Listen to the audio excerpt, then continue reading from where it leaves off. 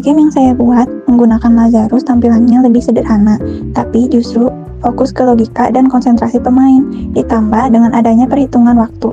Game ini jadi lebih menantang dan cocok untuk remaja sampai dewasa. Sedangkan game referensi ditujukan untuk anak-anak, tampilannya ramai, warnanya cerah, dan jalur labirinnya masih sederhana. Fokus utama game ini lebih ke hiburan dan melatih motorik dasar.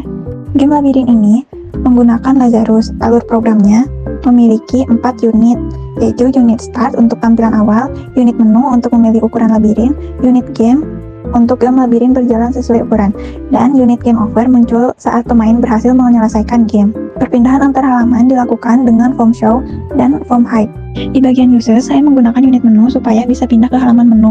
Di form ini, saya menggunakan komponen T-Image sebagai tombol start dan label untuk judul. Di prosedur form show, untuk menghilangkan border dan layar dibuat full screen supaya tampilan game terlihat lebih proporsional. Scale image berfungsi kasih efek visual saat tombol ditekan, jadi tombol terlihat seperti benar-benar ditekan.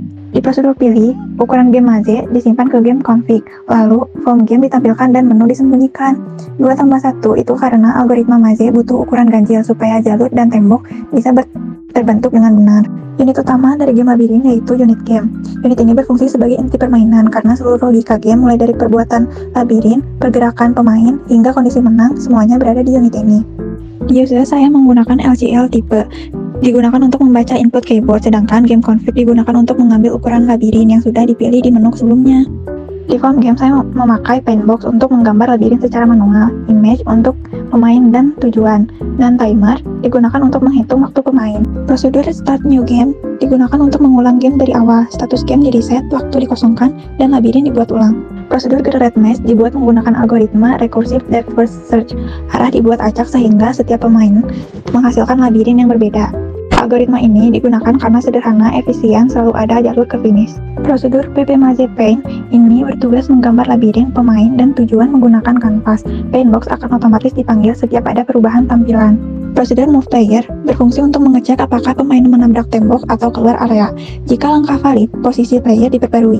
Di kode ini, jika posisi pemain sama dengan posisi finish, maka game selesai, timer berhenti, dan form game over ditampilkan.